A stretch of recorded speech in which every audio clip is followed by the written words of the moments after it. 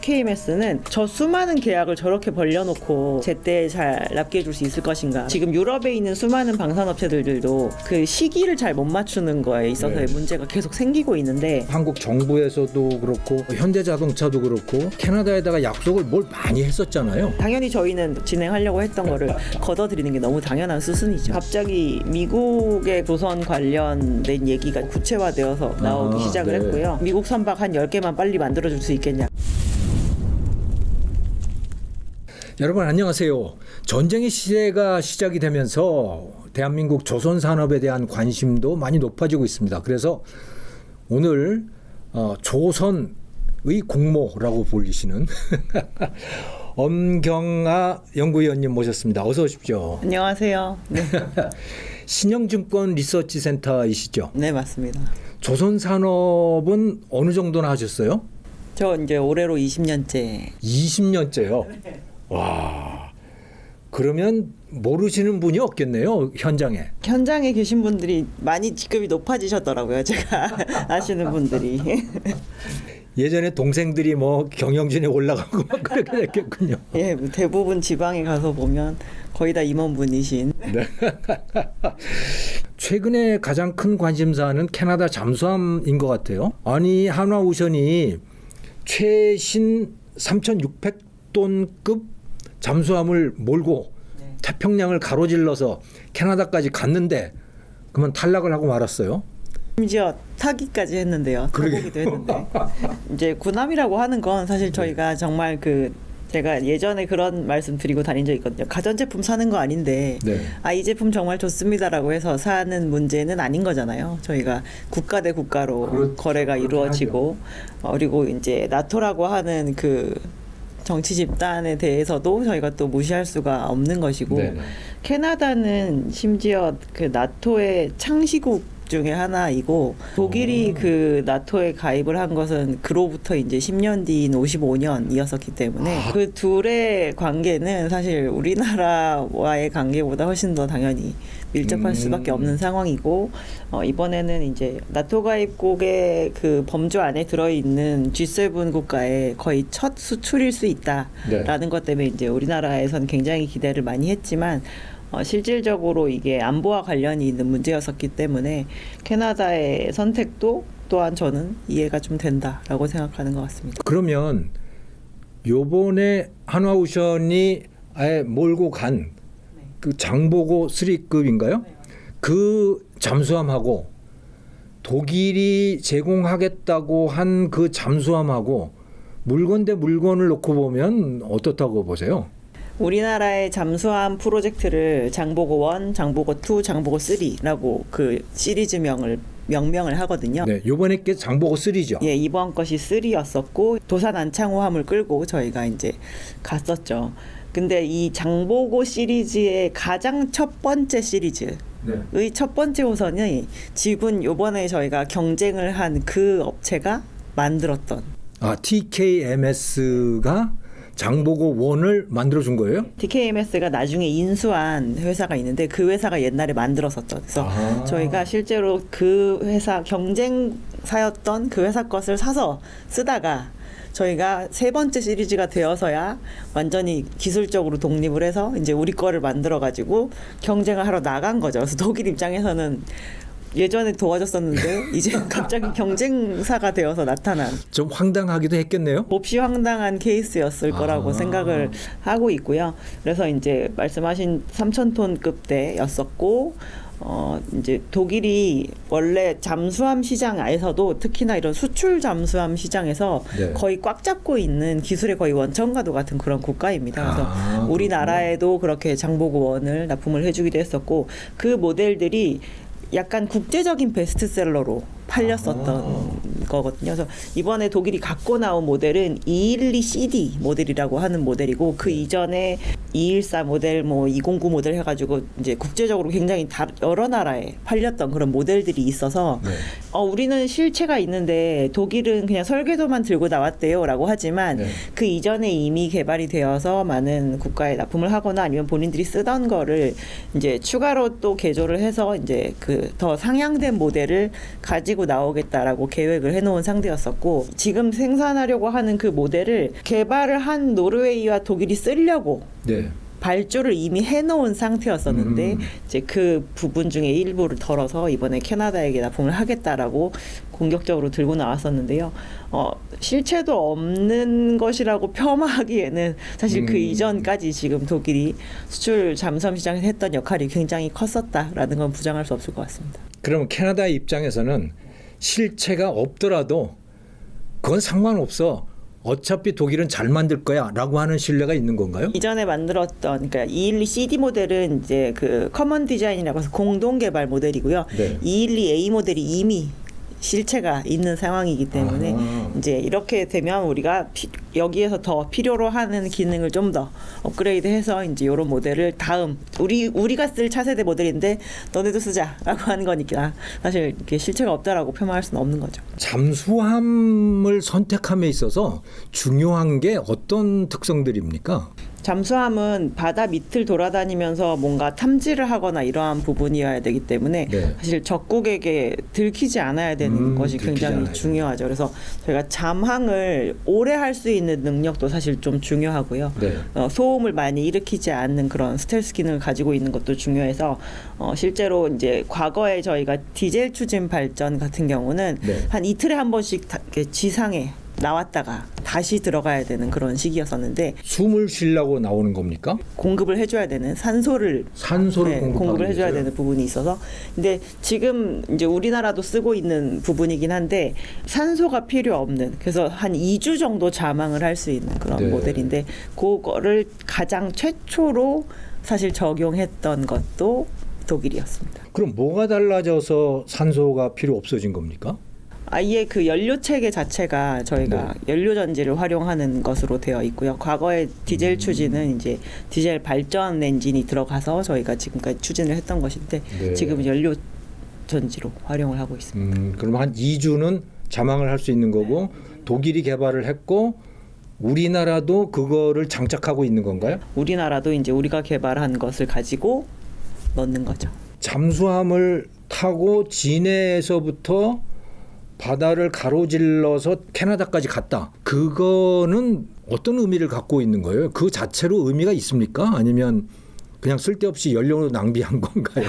국제적으로도 저희가 뭐 공동 훈련을 한다거나 이런 거를 네. 많이 진행을 하거든요. 거기에 가서 이제 수상함 중에서도 뭐 성능을 발휘하는 거를 좀 네. 보이기를 한다거나 하는데 이 부분은 이제 우리나라에서 만들어서 독자 모델로 만든 첫 모델 이걸 네. 이제 수출화 시키려고 하는 데 있어서 저희는 한 번은 보여줄 필요가 있었다라고 생각을 하고 있고요. 그거를 실질적으로 외국 입장에서는 지금까지는 우리가 내수로만 쓰던 모델이기 때문에 한 네. 번도 저희는 밖에 드러나 본 적이 없는 부분이라서 그렇군요.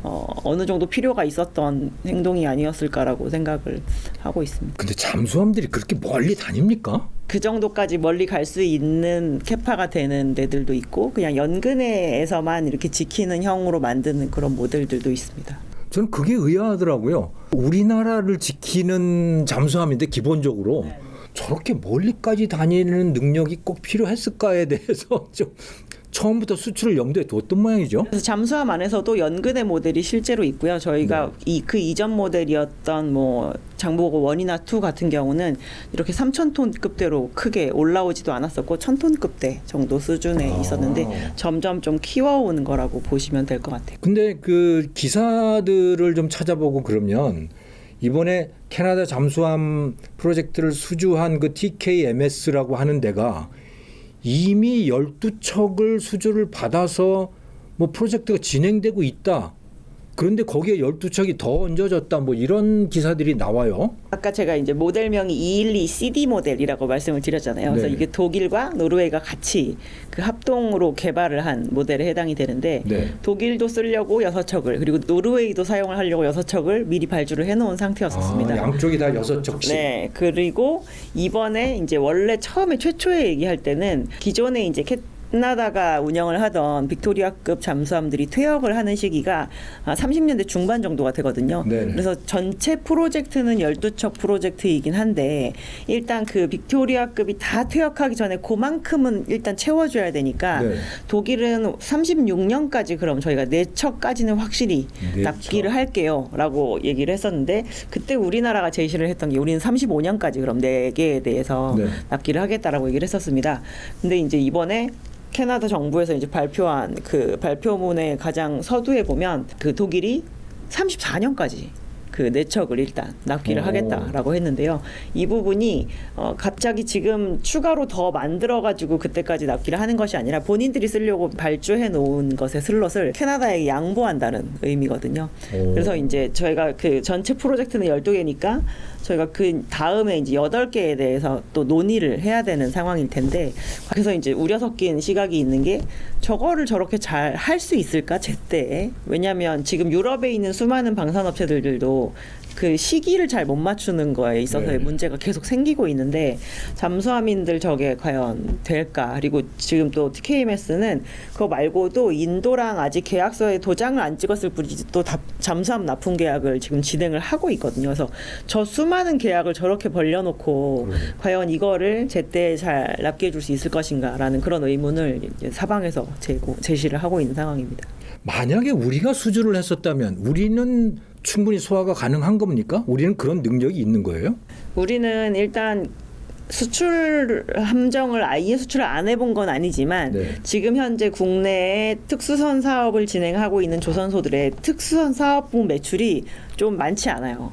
그래서 그 사업 부분들이 수익성도 별로 안 좋습니다. 왜냐하면 매출이 고정비를 커버할 만큼 든든하게 나와줘야지 저희가 좀 막 그 수익이 나고 있을 텐데 유휴 시설들이 있다는 이야기인가요? 방산 쪽에는 유휴 시설이 좀 있다라고 봐야 되는 거고 그렇군요. 잠수함 같은 경우는 사실 생각보다 상선을 만드는 것처럼 그렇게 거대한 설비가 필요하지 않기 때문에 만약에 이번 캐나다 프로젝트를 수주를 하거나 그리고 연속적으로 다른 수출을 추가적으로 더 수주를 한다라고 했으면 그 내부에 있는 사이트에서 저희 이제 설비에 대한 증설을 조금 진행하려고 준비를 해놓고도 있었습니다. 만약에 독일이 그 물량을 다 감당하지 못한다면 그러면 어떻게 되는 거예요? 지금 아직 독일도 최종 도장을 찍은 상태는 아니거든요. 그래서 캐나다의 발표문에 보면 이제 마지막으로 도장을 찍는 마지노선은 일단 27년이다라고 얘기를 하면서 거기에 나왔던 이 옵션 문항이 그래서 이제 한국을 아예 가세요가 아니고 일단 예비 협상 대상자로 남겨둔다. 아직 가능성은 남아 있다.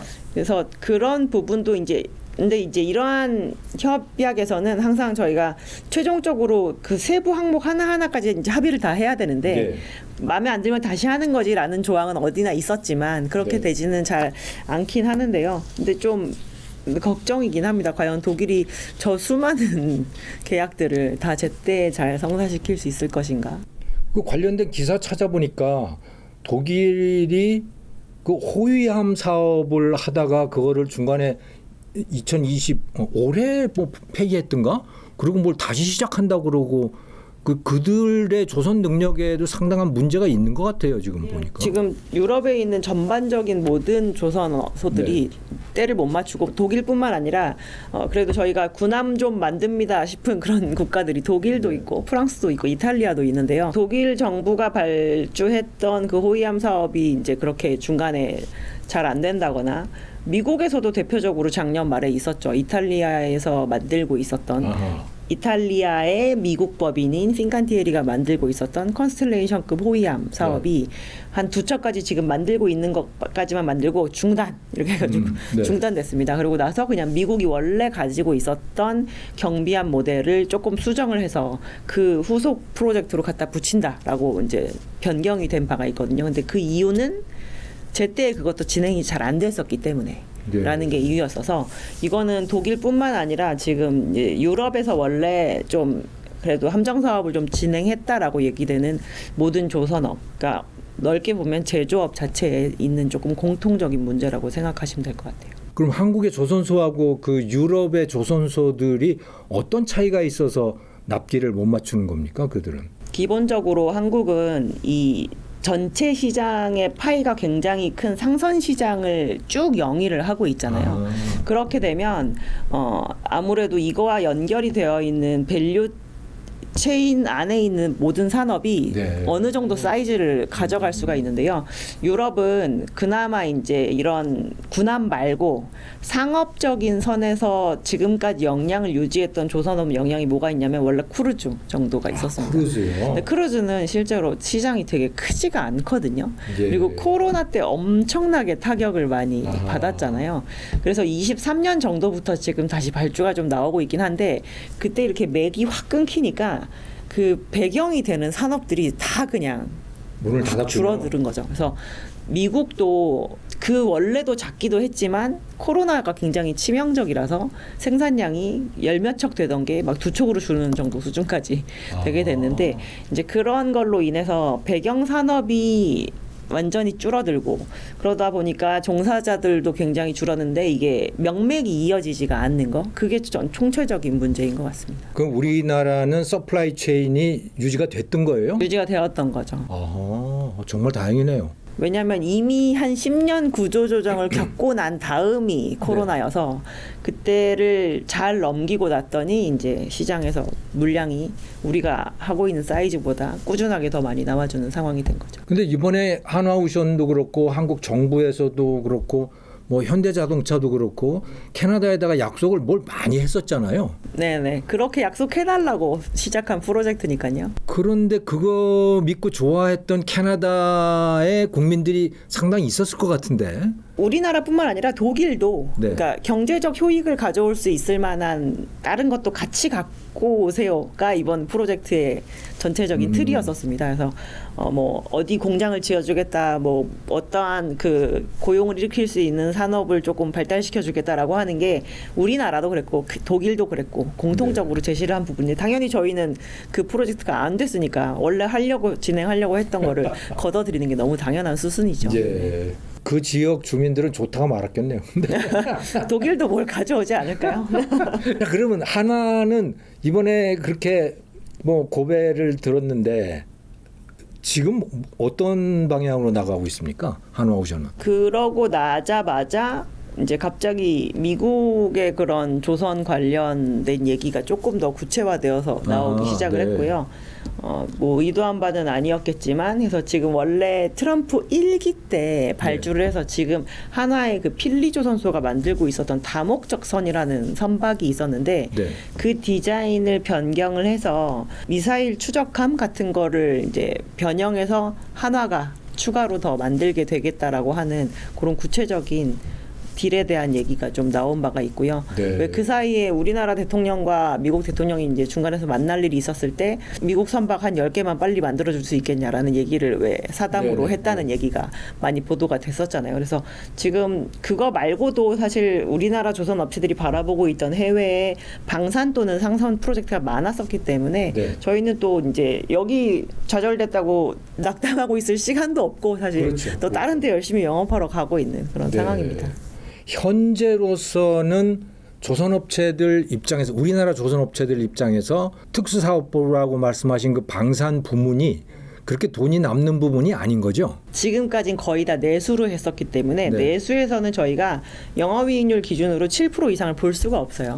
네, 한 4%, 5% 뭐 이 정도 매출이 너무 모자라면 뭐 일부 기간 동안은 적자가 나기도 하고 결국 그렇군요. 나중에 다시 이렇게 보전이 된다라고 하더라도 한 자리 수익밖에 안 납니다. 그럼 수출 시장이 늘어나면 그거는 영업이익률의 제한 같은 게 전혀 없겠네요. 일단 판가 자체가 올라가고 저희가 네. 지금까지 특수선은 한국 전쟁이 끝난 다음에 원래 우리나라도 외국에서 많은 무기 체계를 도입해서 쓰다가 그걸 몇십 년에 걸쳐서 저희가 그 국산화 시켜가지고 지금의 이 결정체들이 나와 있는 거잖아요. 그렇죠. 그래서 판가도 높을 뿐만 아니라 R&D 비용도 미리 써놓은 상태이기 때문에 사실 비용이 굉장히 많이 들지는 않는 네. 구조라고 보면 지금 이제 다른 부문에서도 저희가 확인할 수가 있는 게 지상방산 물품을 파는 국가 그 기업들도 보면 수출량이 늘어나기 때문에 이익률이 확 좋아지는 거죠. 주가도 그래서 뛰는 거죠? 그래서 뛰는 거죠. 왜냐하면 ROE 자체가 바뀌는 체계가 되는 거니까 똑같이 일을 해서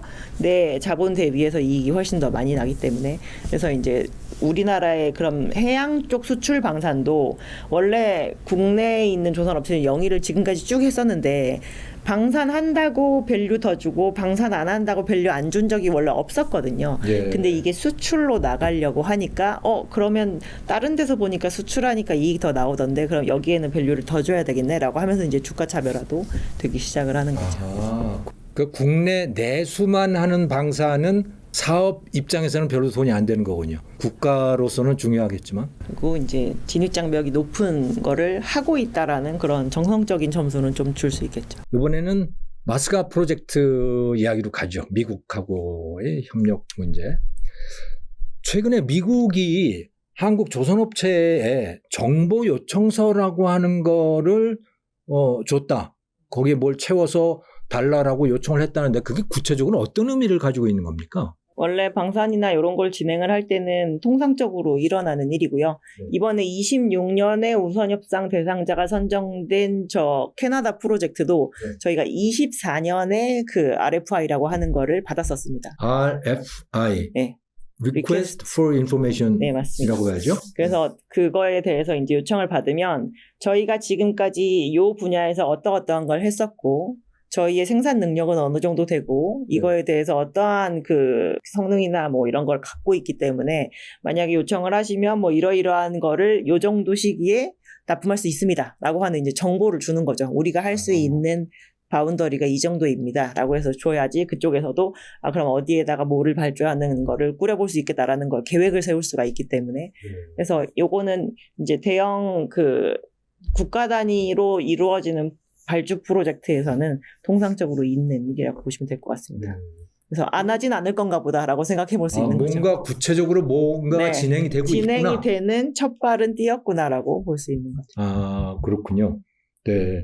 한국이 그들이 생각하는, 그러니까 미국이 생각할 때 한국이 해줄 수 있는 거는 어떤 거라고 머리에 상정을 하고 있을까요?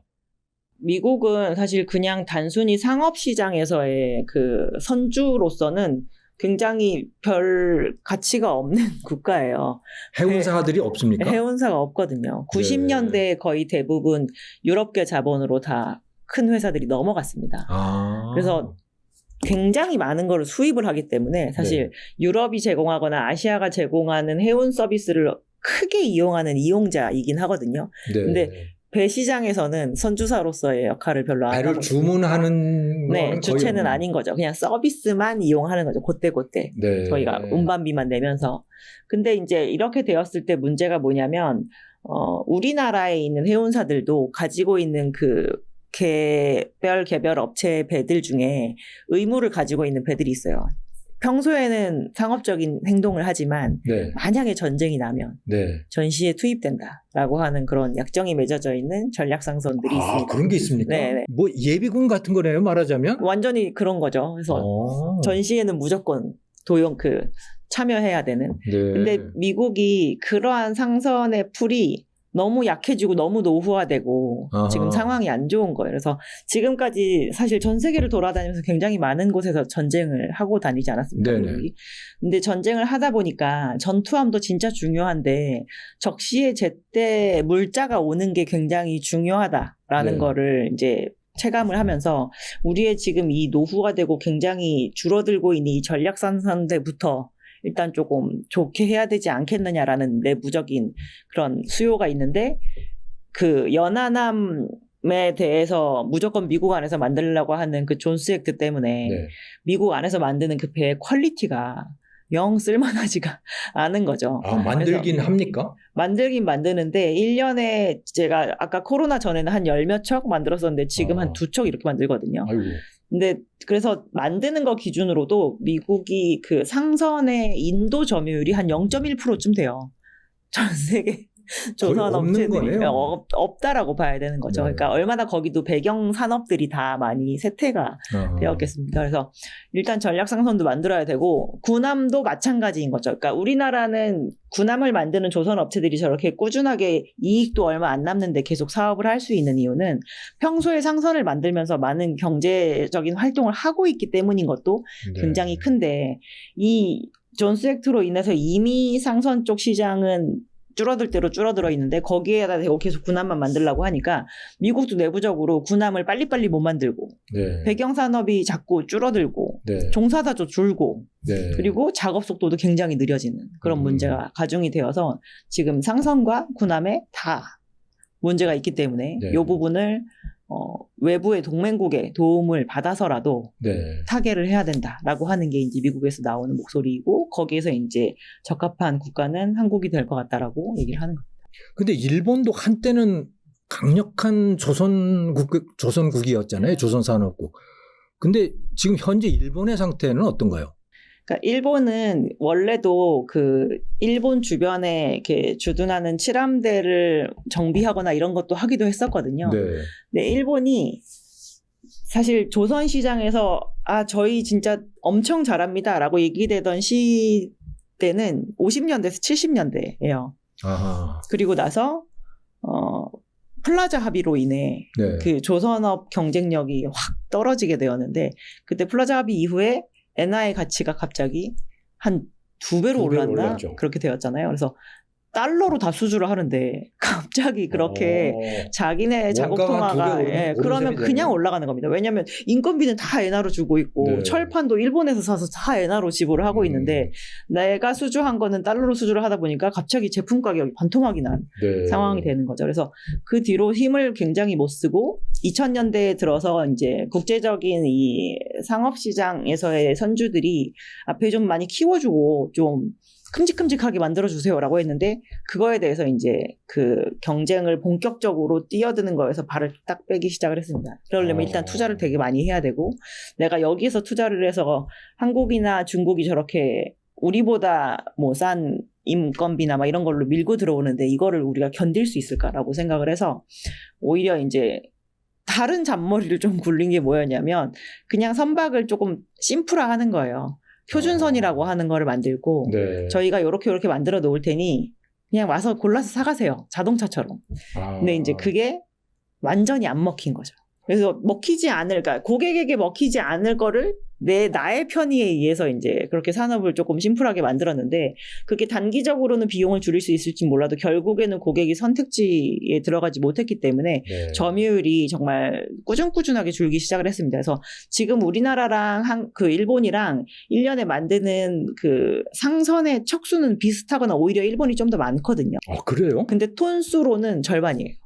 그러니까 작은 것들을 만들어요? 큰 배를 안 만들고 그냥 작은 배를 만드는데 시장에서 작은 배를 그렇게까지 원하지 않았는데 네. 그리고 거기에 기술력도 많이 발달시키지 못하고 그래서 최근에 왜 그런 얘기 있었거든요. 갑자기 일본이 우리나라한테 LNG 건조하는 방법 중 전수해달라고. 그러게요. 그런 기사 네. 많이 나왔던데요. 너무 어이가 없었던 게 원래 일본이 전 세계에서 LNG를 제일 많이 수입해서 쓰던 국가였었잖아요. 그리고 LNG 캐리어도 정말 많이 만들었었거든요. 네네. 근데 이제 그게 지나서 자체적으로 이제 그게 기술력이 떨어지고 안 해본 상태가 되고 하니까 결국엔 다시 이제 역으로 자기네들이 옛날에 막 LNG 캐리어를 만들어주기도 했던 국가한테 이제는 와서 기술을 좀 이전해주세요라고 얘기를 하는 상황이 되는 그 거죠. 정도가 됐군요. 그러면 미국이 일본하고 조선업 협력 같은 거를 할 가능성은 없어요? 그래서 처음에 마스가 얘기가 나왔을 때 이제 여기에서 일단 제일 많이 경계해야 되는 경쟁국은 일본이 아닐까라는 생각들을 예. 많이 했었거든요. 근데 미국 입장에서 일본을 바라보고 있으면 본인들의 과거를 조금 돌아보는 거랑 비슷한 느낌일 것 같아요. 산업이 전반적으로 좀 점점 줄고 있고 네. 기술도 점점 떨어지고 있는데 뭔가 조치를 취하지 않고 그래서 정부 차원에서는 일본이 네. 이 조선을 좀 다시 키우겠다고 뭐 1조 엔을 조성을 해서 뭐 국영조선소를 만들겠다 등등 계획은 굉장히 발표를 많이 하고 있지만 네. 실질적으로 진행이 되는 부분은 없고 오히려 메이저 조선소였던 그 일반 민간 조선소들은 조선에서 그냥 손을 좀 떼고 다른 수익 사업을 추구를 한다거나라고 해서 그래요? 이미 제갈길을 찾아간 케이스들도 있고 그래서 그런 데들 중에서는 오히려 지금이 매출이 더 좋고 수익성도 더 좋아진 회사들도 있거든요.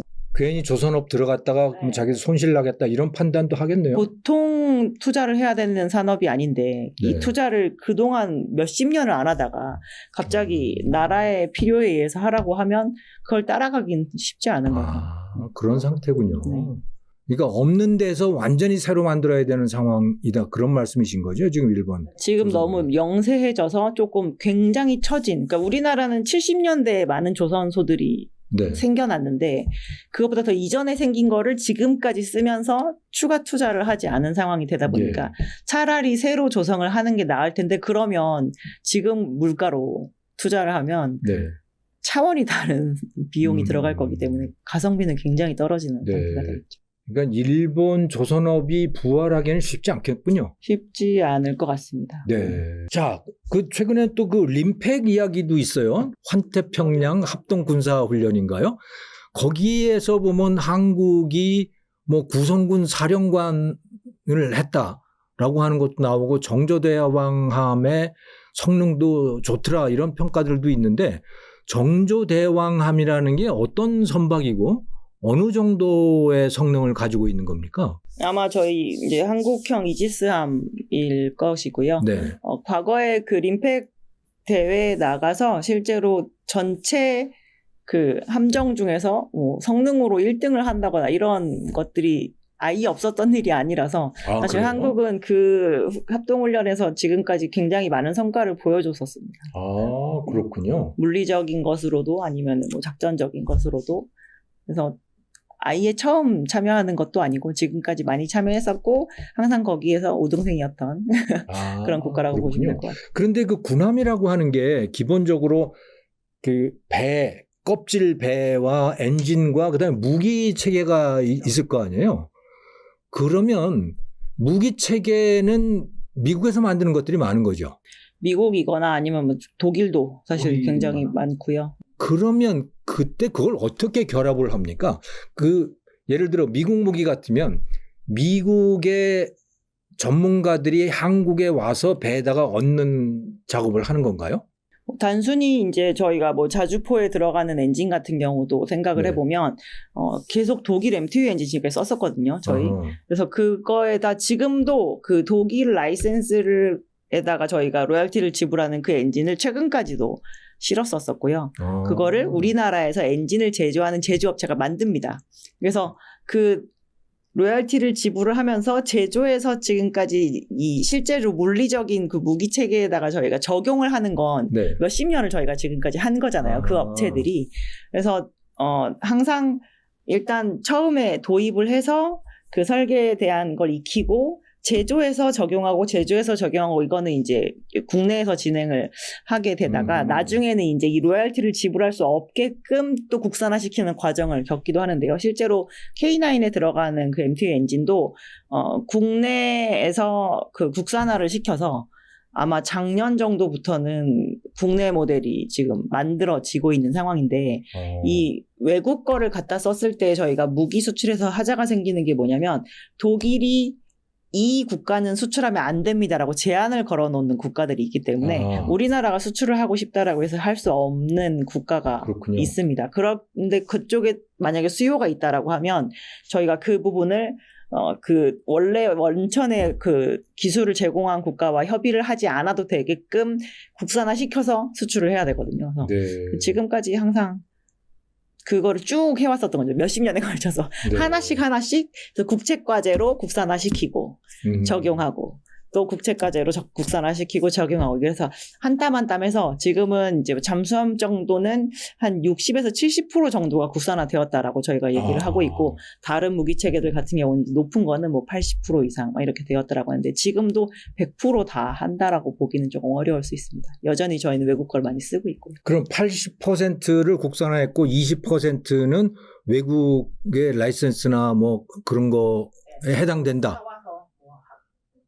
그러면 우리나라가 그 군함을 수출하려고 하면 그 20%에 해당되는 그 국가들한테 다 허락을 받아야 되겠군요. 그 국가들 중에서 만약에 우리는 요거는 수출이 안 됩니다라고 이제 제한을 걸어 놓는 것도 분명히 있을 것이고 네. 아닌 경우도 있을 것이고 그렇죠. 그렇군요. 이게 이제 얼마나 경중을 좀 따져야 되는 부품이냐 뭐 이런 거에 따라서 다를 수도 있고요. 그런 네. 수출에 대한 허들이 없는 카테고리도 있을 것이고. 네. 만약에 미국이 한국산 군함을 해군 함정을 주문해서 쓴다라고 하면 그러면 어떻게 만드는 거예요? 그걸 필리 조선소 같은 미국의 조선소에서 만들게 됩니까? 한국 사람이 가서? 아니면 근데 이번에도 보면 네. RFI를 줬잖아요. 한국의 조선소에 준 거죠. 네. 네. 한국의 그 조선소가 우리 걸 얼마나 해줄 수 있는지 정보를 주세요라는 부분이기 때문에 네. 아마 초반에는 저희는 무조건 한국에서 진행이 될 가능성이 높다라고 보고 있고요. 네. 미국이 지금 모든 미국이 조선소가 아예 없는 게 아닌데 네. 지금 이렇게 바깥으로 손을 뻗은 건 네. 안에서는 해결이 안 될 거라는 부분이 굉장히 통감하고 있기 때문이거든요. 예. 그래서 특히나 문제가 되는 건 거기가 뭐 핵 항공모함도 만들 줄 알고 핵 잠수함도 만들 줄 그러니까요. 알지만 너무 기간이 늘어지는 게 지금 문제예요. 옛날에는 한 5년이면 만들었던 거를 막 9년씩 걸리고 막 이런 시기니까. 그럼 예산이 9년에 걸쳐서 들어가야 되잖아요. 저희가 네. 원래 5년에 걸쳐서 들어가야 되는 게.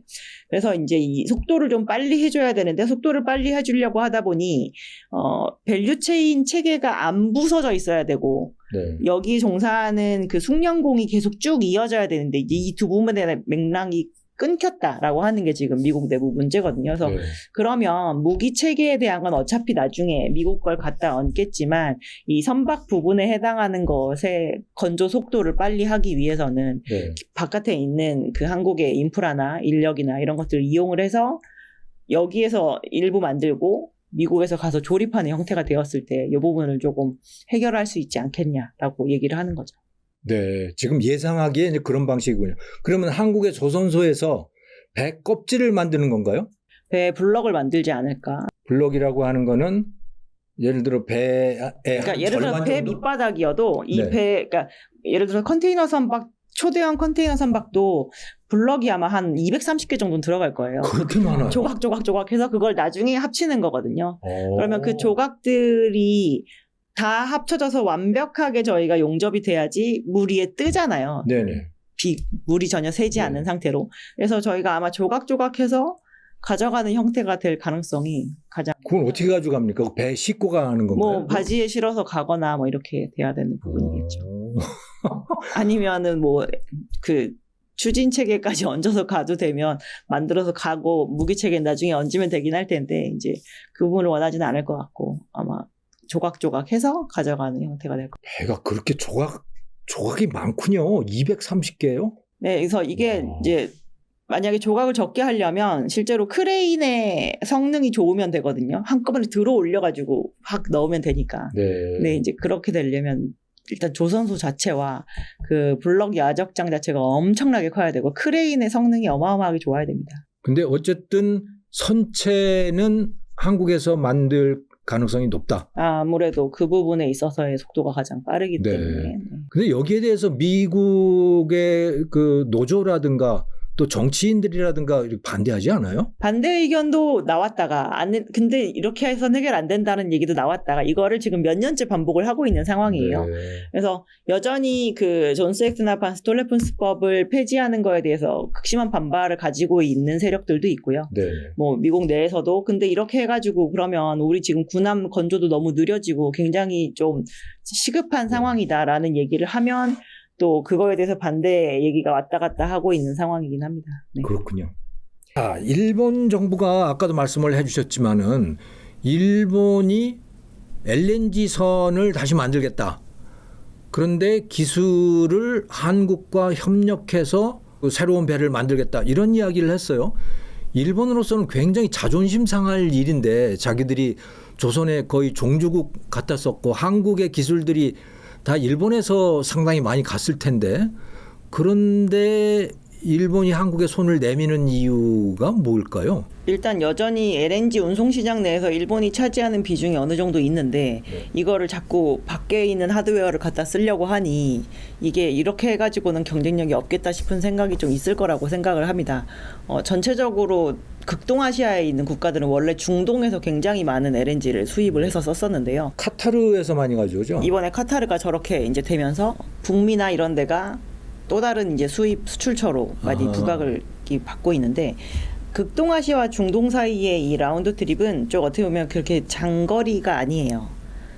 근데 북미와 극동아시아로 이 확대가 되면 굉장히 장거리가 됩니다. 거의 2배 정도. 태평양을 건너는 게 굉장히 길이가 긴 모양이에요. 굉장히 거리가 긴데 문제는 가스는 조금씩 기화가 돼요. 저희가 처음에 아무리 액화시켜서 보내도 굉장히 초고압과 초저온으로 보내는데 조금씩 그 기화가 돼서 날아가기 때문에 네. 100을 보내도 도착지에 도착한 100이 남아있지 않습니다. 근데 이게 짧은 기간에 확 가면 별로 많이 손실이 되지 않은데 이게 길어지면 손실이 많이 되겠죠.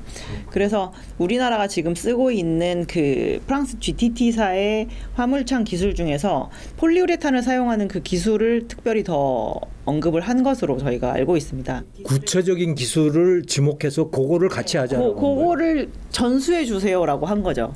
같이 한다라기보단 두 가지의 기술 중에서 왜 얘만 굳이 찝었을까라고 생각해 보면 조금 더 이 화물창에 들어가는 보냉제 두께가 얇기 때문에 제가 화물을 조금 더 많이 적재할 수 있는 편에 해당이 되거든요. 그게 2주 정도의 라운드 트립을 기록을 하는 중동과 극동아시아일 때는 별로 그렇게 큰 차이가 나지 않았지만 지금은 이제 북미를 왔다 갔다 하는 상황이 되니까 이게 조금 중요해진 상태가 된 거죠. 그래서 앞으로도 우리는 어쨌든 일본은 특히나 섬국가이기 때문에 LNG의 형태로 원자재를 수입을 안 할 수는 없고 근데 이거를 계속 배는 또 외국에서 갖다 쓰려고 하니까 이 부분에서의 손실이 너무 과해지고 해서 좀 늦긴 했지만 이 한국에게 이 기술을 다시 전수해달라고 얘기를 해서 적어도 우리가 쓰는 거 정도만큼은 우리가 만들어야 되지 않을까라고 생각을 한 것 같아요. 그러니까 이 수출 LNG 시장에선 아예 손띈 지가 지금 꽤 된 상태거든요.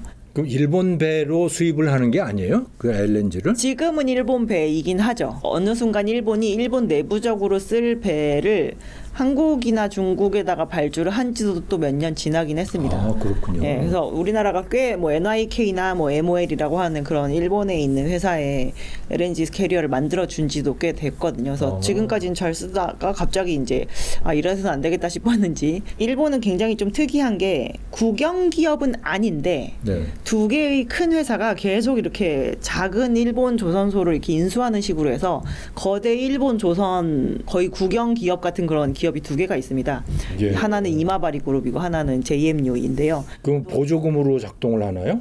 그렇지도 않은데도 그렇게 조선소를 인수를 하는데 그런다고 특별히 바뀌지가 않는 게 조선소는 인수한다라고 해서 저희가 물리적으로 막 옆에 갖다 놓고 공통비를 배분하고 이게 아닌 거잖아요. 그렇게 경영만 같이 할 것 같은데요, 그러면? 거기서 시너지가 뭔지도 모르겠고 결국 이 두 개 중에서도 이마바리가 JMU를 또 흡수를 해가지고 지금은 어떻게 보면 거대 조선 기업 하나가 있는 상황인데 그 안에 그래서 약간 중앙화시킨 기술 개발 법인이 또 따로 있었습니다. 그래서 여기에서 우리가 수출용 LNG선을 만든다거나 하면 이제 여기에서 해결할 거다라고 했는데 아무도 그 배를 찾지 않다 보니까 이 기구의 용도가 굉장히 유명무실해지고 결국 우리도 밖에서 우리를 찾아오는 기술을 가지고 있어야지 사람들이 우리한테 배를 발주하러 올 텐데 이 부분이 타개가 안 되는데 지금 여기에서 이제 제일 빼앗겼을 때 뼈 아픈 거는 LNG 캐리어라고 생각을 하는 거죠. 그래서 좀 고부가 가치 선형인데 우리가 지키고 있었으면 참 좋았을 텐데 그걸 못 지킨 부분에 대해서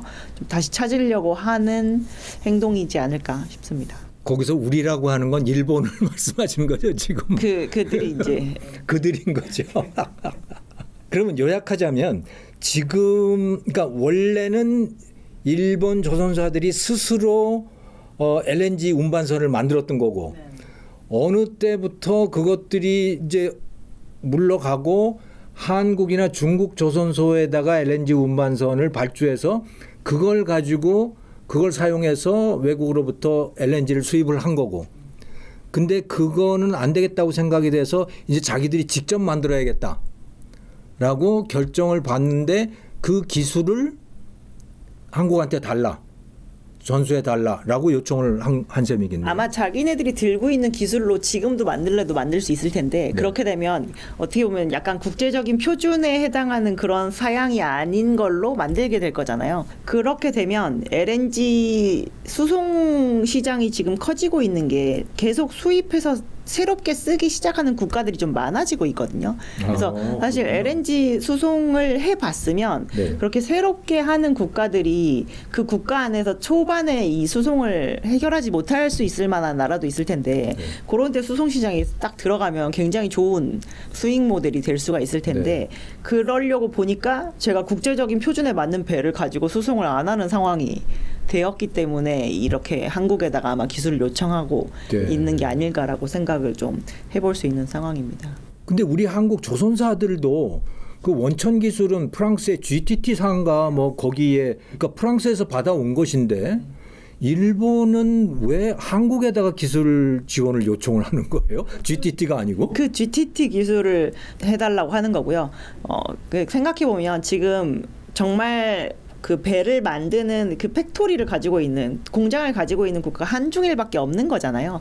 그래서 GTT가 원천 기술을 갖고 있긴 하지만 GTT도 이 실제로 하드웨어에 적용해 보는 거는 안 해본 거와 거의 마찬가지. 그러니까 GTT도 만들 줄은 모르겠군요. 해본 데다가 요청을 하는 게 이제 가장 빠른 거죠. 그래서 현장 기술이 가장 강력한 데가 한국하고 중국.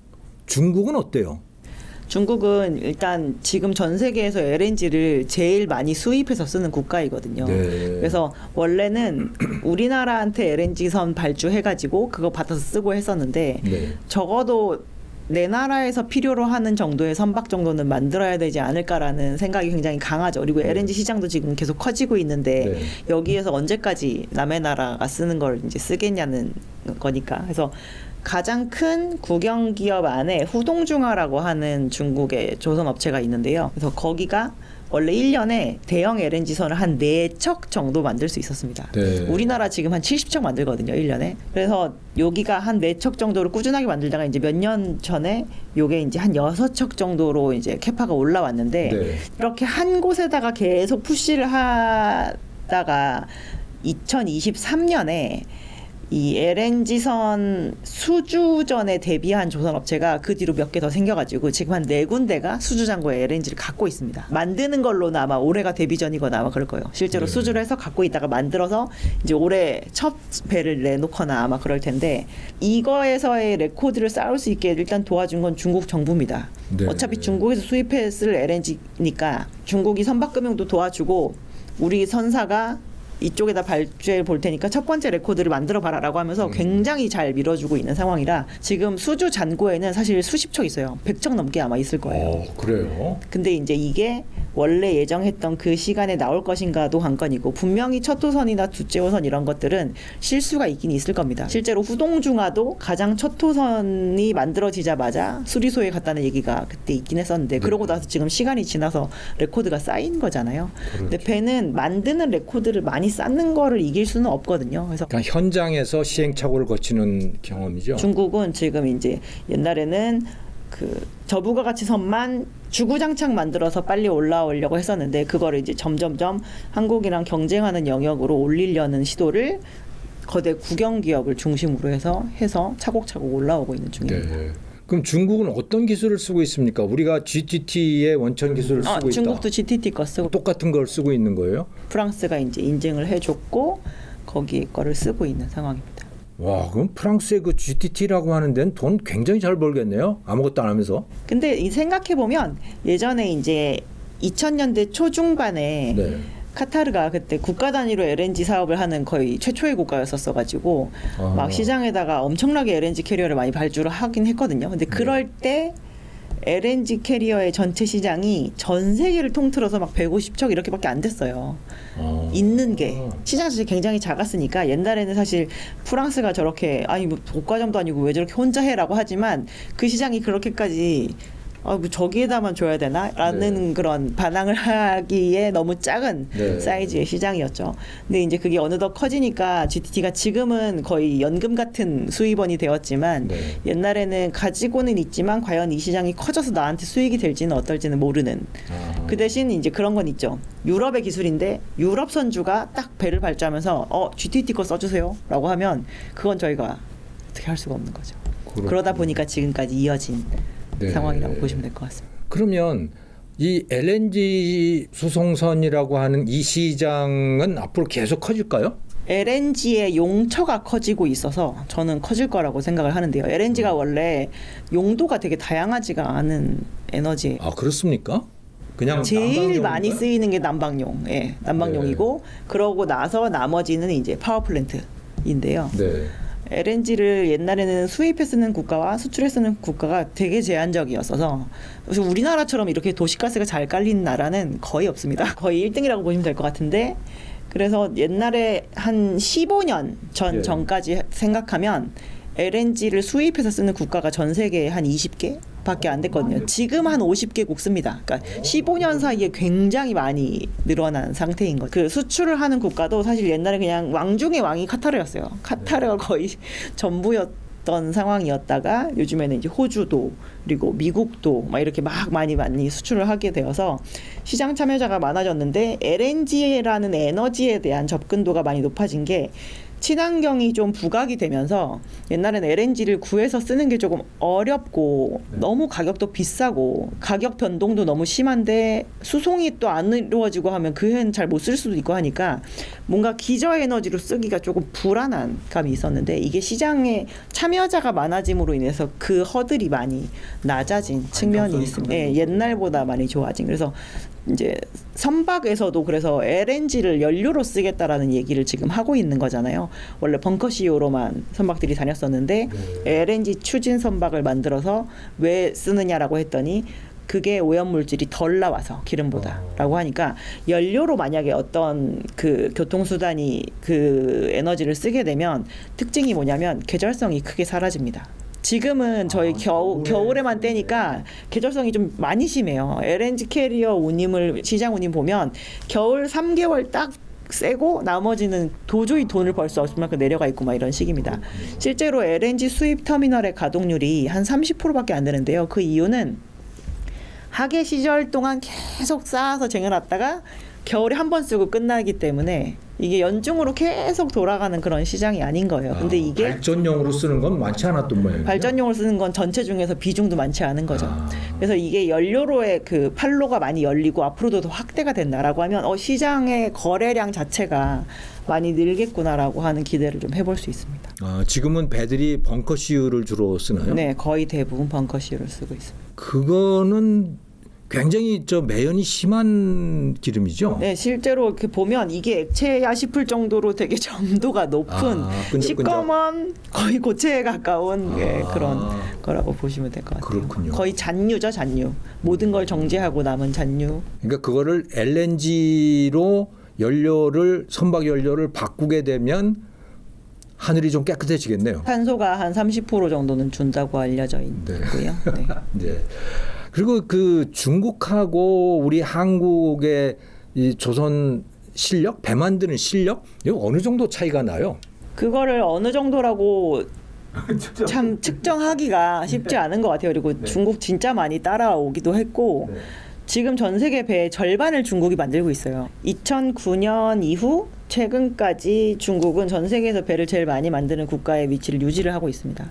거의 17년 가까이 된 상황이기 때문에.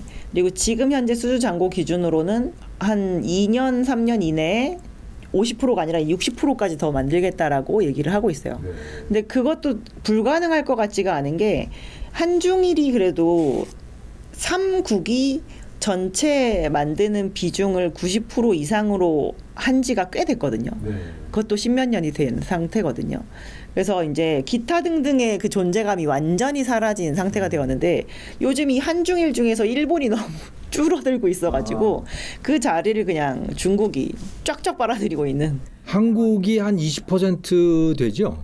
톤수 기준으로는 20%, 밸류 기준으로 한 30% 정도를. 우린 비싼 걸 만드는군요. 비싼 걸 만들다 보니까 그렇게 되고 있는데 중국은 이제 근데 싼 것의 이점은 또 개체수가 많아요. 저희가 원자재 수송선이 아무래도 전 세계의 수송선 중에 가장 많은 역할을 할 거잖아요. 원자재는 이동 자체가 불가능. 석탄 싣고 뭐 철광석 싣고 이런 것들. 원유 싣고 막 이런 것들이 그래서 그 시장이 되게 크기 때문에 또 시장이 좀 흥하면 중국의 물량이 나오는 그 세기가 굉장히 셉니다. 그래서 진짜 많이 올라왔고 옛날보다 만만디 막 이런 부분이 네. 조선업계에서 많이 사라진 것 같아요. 그래서 진짜 빠르니까. 싸게 빠르게 쫙쫙 만들어 주고 있는 상황이라 많이 줄였다라고 저희는 생각을 하고 있고요. 이제 다만 그런 부분이죠.